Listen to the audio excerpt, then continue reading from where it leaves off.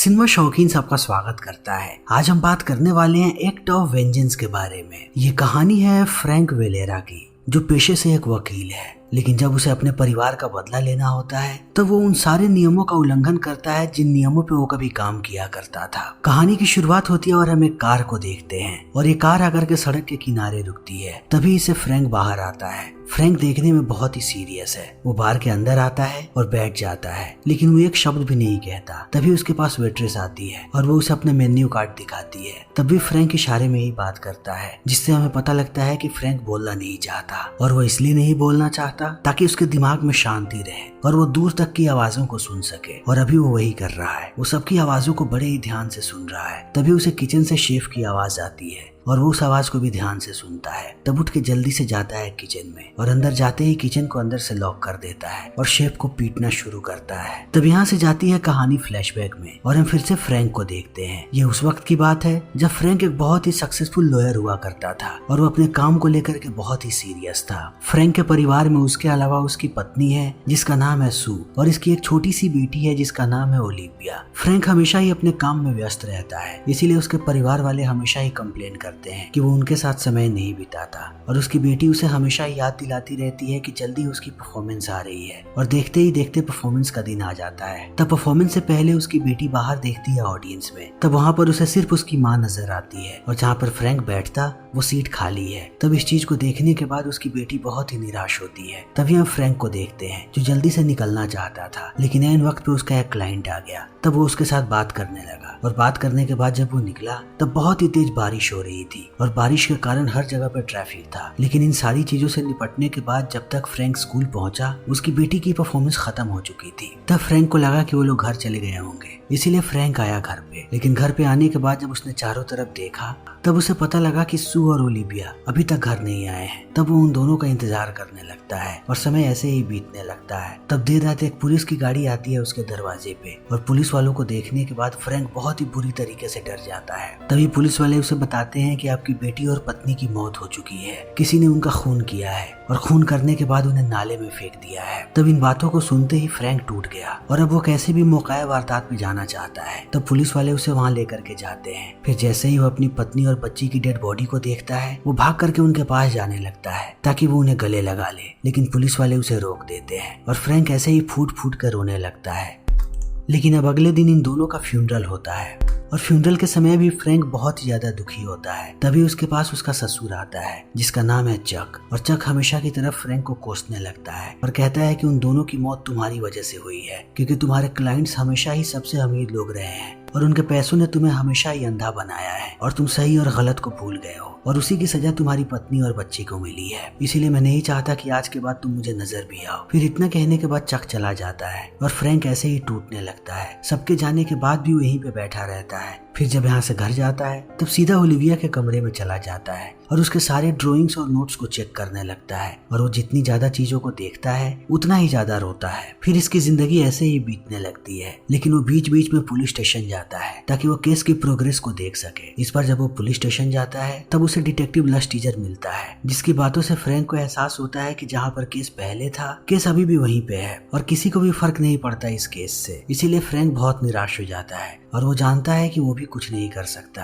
फिर वो एक बार में जाता है और बहुत ही ज्यादा शराब पी लेता है और शराब पीने के बाद जब वो बार में घूम रहा होता है तभी उसे पता लगता है कि नीचे फाइट होती है। इसीलिए वो अंडरग्राउंड चला जाता है और वहाँ पर देखता है कि इलीगल फाइट्स हो रहे हैं और जैसे जैसे वो फाइट को देखता है उसे अपने आप के ऊपर गुस्सा आता है कि वो अपनी पत्नी और बच्चे को नहीं बचा सका। इसीलिए वो एक फाइटर को जा करके उसे चिढ़ाने लगता है। वो बार बार उसकी बुराई करता है तो वो फाइटर उसे बहुत पीटता है और इसमें फ्रैंक को मजा आता है क्योंकि उसे लगता है कि कोई उसे सजा दे रहा है। इसीलिए फ्रैंक रोज यहाँ पे आने लगता है। वो रोज अंदर रिंग में जाता है और बहुत ही बुरी तरीके से मार खाता है। इसीलिए उसके चेहरे पे बहुत सारे दाग हो चुके हैं। ये सारे के सारे दाग पिटाई के हैं, लेकिन फ्रैंक को ऐसे ही मजा आते रहता है। तब वो आना कंटिन्यू रखता है। लेकिन एक दिन एक फाइटर उसे बहुत ही बेरहमी से पीटता है। तभी यहाँ पर एक पुलिस वाला आता है जिसका नाम है हैंक और वो उस फाइटर को रोकता है और फ्रैंक को यहाँ से बाहर निकाल के लेके जाता है और उसे अपनी कहानी बताता है कि जब वो दुखी था तब वो भी यहाँ पर आया करता था और वो भी मार खाता था। तब उसे लगता था कि उसे अपने दर्द से निजात मिल रहा है और वो कभी कभी अभी भी आता है यहाँ पर फाइट करने के लिए। लेकिन ये अच्छा रास्ता नहीं है अपने दर्द से छुपने का। हैंक को पता है कि फ्रैंक के साथ क्या हुआ है, क्योंकि हैंक भी पुलिस वाला है, इसीलिए वो फ्रैंक को बताता है कि पुलिस वालों ने उस केस को सस्पेंड कर दिया है और अब शायद कोई भी इन्वेस्टिगेशन ना हो।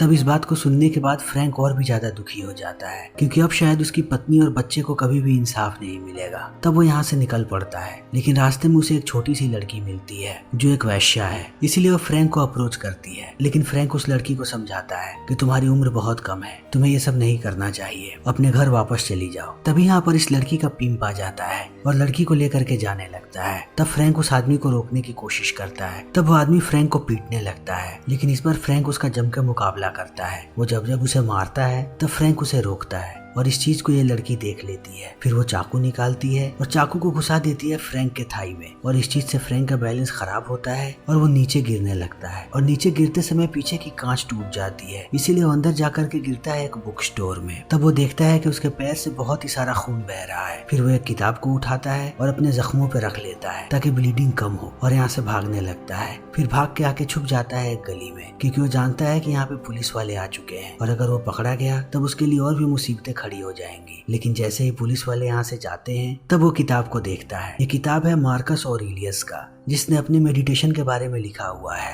और फ्रैंक को ये किताब अच्छी लगने लगती है, इसीलिए वो दिन रात किताब को पढ़ने लगता है। और पूरे किताब को पढ़ने के बाद उसे समझ में आता है कि उसे खुद ही इंसाफ दिलाना पड़ेगा अपनी पत्नी और बच्ची को, क्योंकि अगर उसने ऐसा नहीं किया तो वो ताउम्र अपने आप को कोसता रहेगा। इसीलिए उसे अपने आप और परिवार के लिए ये सब करना पड़ेगा, लेकिन दूसरों को सजा देने से पहले उसे अपने आप को उस लायक बनाना पड़ेगा। फिर वो अपने आप को तैयार करना शुरू करता है। वो दिन भर अपने गैराज में प्रैक्टिस करते रहता है। उसके साथ साथ वो मार्शल आर्ट की क्लास भी लेता है, जहाँ पर वो हर रोज जाता है। लेकिन उसका टीचर उसे हमेशा ही डोमिनेट करता है और हर बार एहसास दिलाता है कि अभी भी फ्रैंक कमजोर है। लेकिन जैसे जैसे समय बीतता है फ्रैंक अपने टीचर पे भारी पड़ने लगता है, और एक दिन वो उसे हरा के दिखाता है कि वो बिल्कुल भी कमजोर नहीं है और अब वो तैयार है बुरे लोगों को सजा देने के लिए। इसीलिए वो बॉक्सिंग की भी प्रैक्टिस करता है ताकि उसके पंचेस में और भी ज्यादा ताकत आए। फिर एक दिन वो उसी किताब को बाहर निकालता है और कवर के ऊपर जो आकृति है उसके मुंह को बंद कर देता है, क्योंकि अब से फ्रैंक बिल्कुल भी बात नहीं करने वाला। वो जब तक अपनी पत्नी और बच्ची का बदला नहीं ले लेगा तब तक वो एक शब्द भी नहीं बोलेगा। फिर वो ऐसे ही शांत रहने लगता है। तब धीरे धीरे उसे एहसास होता है कि ना बोलने से उसे बहुत फायदे हुए हैं। उसके सुनने की क्षमता बढ़ गई है। अब वो बहुत ही दूर तक की आवाजों को सुन पाता है और बारीक सी बारीक चीज को भी देख पाता है। लेकिन अब उसे कैसे भी अपनी पत्नी और बच्ची के कातिल का पता लगाना है, इसीलिए सबसे पहले वो उस जगह पे जाता है जहाँ पर उसे डेड बॉडी मिली थी। तभी उसे पास में एक घर नजर आता है जिसमें बहुत सारे फर्नीचर्स हैं। फिर वो और भी ध्यान से घर को देखने लगता है। तभी उसे पता लगता है कि ये एक कंटेनर है और यहाँ पर एक छोटा सा होल भी है जहाँ से वो जगह नजर आ रही है जहाँ पर इसकी पत्नी और बच्ची की डेड बॉडी को फेंका गया था। फिर फ्रैंक कड़ी से कड़ी को जोड़ने लगता है, लेकिन वो जैसे ही अपने कार के पास वापस आता है वो देखता है कि यहाँ पे 4 चोर खड़े हैं जो इस कार को चुराने की कोशिश कर रहे हैं। लेकिन वो जैसे ही फ्रैंक को देखते हैं वो उसके ऊपर भी चढ़ जाते हैं और फ्रैंक को कहते हैं कि गाड़ी की चाबी दो। लेकिन फ्रैंक शांत रहता है क्योंकि वो बोलना नहीं चाहता।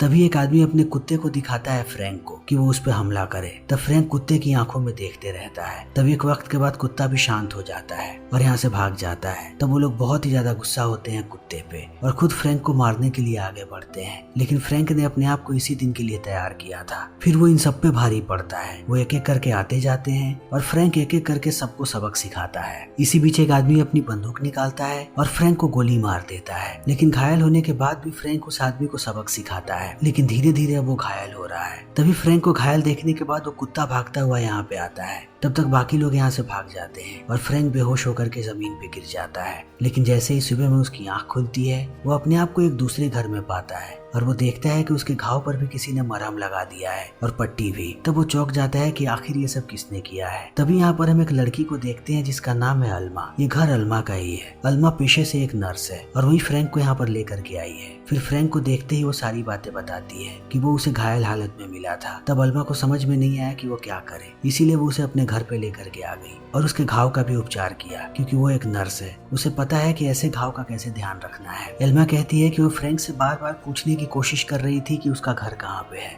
लेकिन फ्रैंक ने कोई भी जवाब नहीं दिया। फिर इन बातों को सुनने के बाद भी फ्रैंक कुछ नहीं बोलता और यहाँ से चला जाता है। और अल्मा को ये बात पता नहीं है कि फ्रैंक ने ना बोलने की कसम खा रखी है। लेकिन अब जैसे ही फ्रैंक बाहर आता है वो बाहर उसी कुत्ते को देखता है। तब उसे याद आता है कि वो कुत्ता वहां पर भी भाग करके उसके पास आया था जब वो बेहोश होने वाला था। तब फ्रैंक समझ जाता है कि ये कुत्ता उसके साथ ही रहने वाला है, इसीलिए फ्रैंक इस कुत्ते को ले आता है अपने घर पे और उसकी देखभाल करने लगता है। उसके साथ साथ वो रोज केस पे रिसर्च करता है कि उसे नई कड़ी मिल सके अपनी पत्नी और बच्ची के बारे में, और दिन ऐसे ही बीतने लगता है। तभी एक दिन अल्मा उसके घर पे आती है और फ्रैंक को कहती है कि वो अपना वॉलेट घर पे ही भूल आया था। तब फ्रैंक अल्मा को अंदर बुलाता है और अंदर आने के बाद अल्मा जब सारी चीजों को देखती है तब उसे पता लग जाता है कि आखिर फ्रैंक कुछ क्यों नहीं बोलता है। तब फ्रैंक अपनी पत्नी और बेटी की तस्वीर दिखाता है अल्मा को और उसके साथ साथ अपनी सारी रिसर्च भी। तब अल्मा कहती है कि वो सच में उसकी मदद करना चाहती है, उसके कॉन्टेक्ट्स ऊपर तक हैं। फिर फ्रैंक अल्मा को बताता है उस कंटेनर के बारे में। तब अल्मा कहती है कि वो जल्दी ही पता लगा के बताएगी कि वो कंटेनर किसका है। फिर अल्मा जाती है और उस कंटेनर के मालिक का नाम बताती है फ्रैंक को और उसका एड्रेस भी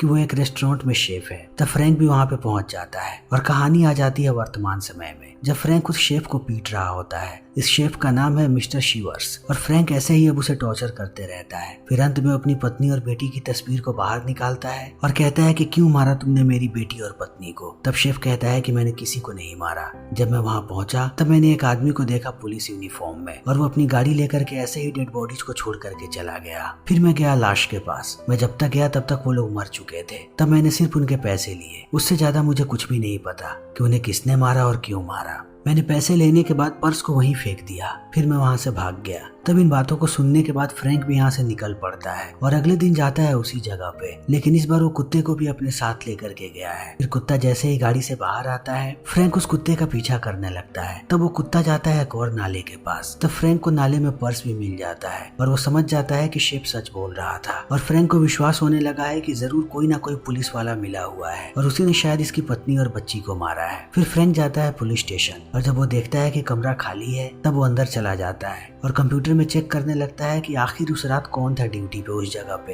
फिर सबका नाम देखने के बाद उसे पता लगता है कि हैंक उस रात ड्यूटी पर था। तब फ्रैंक इस बारे में सोचने लगता है और बाहर आता है और धीरे धीरे उसे विश्वास होने लगता है कि ये सब कुछ फ्रैंक ने किया है, इसीलिए वो दिन रात उसका पीछा करता है। वो अगले एक सप्ताह तक पूरे दिन और पूरे रात पीछा करते रहता है हैंक का, ताकि उसे पता लगे कि इसका रूटीन क्या है। फिर अगले सप्ताह जैसे ही हैंक अपने घर से बाहर जाता है फ्रैंक उसके घर के अंदर चला जाता है और हर जगह की तलाशी लेने लगता है। तभी वो हैंक की तस्वीर देखता है अपनी छोटी बच्ची के साथ, लेकिन वो जैसे ही वार्डरोब को खोलता है उसे पुलिस का यूनिफॉर्म मिलता है और एक यूनिफॉर्म फटा हुआ है जिससे गोल्डन कलर का धागा बाहर आ रहा है। फिर इस धागे को देखते ही फ्रैंक को याद आता है पुलिस वाले की बात कि उसे मौका वारदात पर भी एक धागा मिला था गोल्डन कलर का। फिर इस चीज को देखते ही फ्रैंक का शक यकीन में बदल जाता है कि हैंक ही वो कातिल है। तभी वो देखता है कि वार्डरोब के नीचे एक कबर्ड है जिसके अंदर एक बड़ा सा बैग रखा हुआ है। तब फ्रैंक उस बैग को बाहर निकालता है। तब उसे बहुत सारे मैगजीन्स नजर आती है और इन सारे के सारे मैगजीन्स पे फ्रैंक की शक्ल है और फ्रैंक की उपलब्धियों की न्यूज की कटिंग भी है यहाँ पे। तभी वो देखता है कि हैंक की बेटी को किसी ने मार दिया था। उसकी बेटी महज 12 साल की थी। तब हैंक उस आदमी को सजा दिलवाना चाहता था, लेकिन वो केस फ्रैंक ने लड़ा और उस आदमी को बाइज्जत बरी करवा दिया। तब इस चीज को देखते ही अब फ्रैंक को सारा माजरा समझ में आ जाता है कि आखिर हैंक ने ऐसा क्यों किया, क्योंकि फ्रैंक ने उसके परिवार को तबाह करवाया था। इसीलिए हैंक ने फ्रैंक के परिवार को खत्म कर दिया और अब फ्रैंक जानता है कि उसे हैंक के साथ क्या करना है, इसीलिए वो घर से बाहर निकल जाता है। तभी यहाँ पे हैंक आता है। तब उसे अपने गाड़ी के शीशे पे एक नोट नजर आता है जिसमें फ्रैंक ने एक जगह के बारे में लिखा हुआ है कि आज रात 11 बजे वो उससे मिलना चाहता है। तब हैंक भी समझ जाता है कि फ्रैंक को सारी बातें पता लग गई हैं, इसीलिए अब उसे मारना पड़ेगा। तब रात को हैंक पहुंचता है उस जगह पे। ये एक खाली जगह है और यहीं पर एक सामने बिल्डिंग है। फिर जैसे ही हैंक बिल्डिंग के अंदर जाता है फ्रैंक उस पर हमला कर देता है और ये दोनों एक दूसरे पर बहुत देर तक गोलियां चलाते रहते हैं,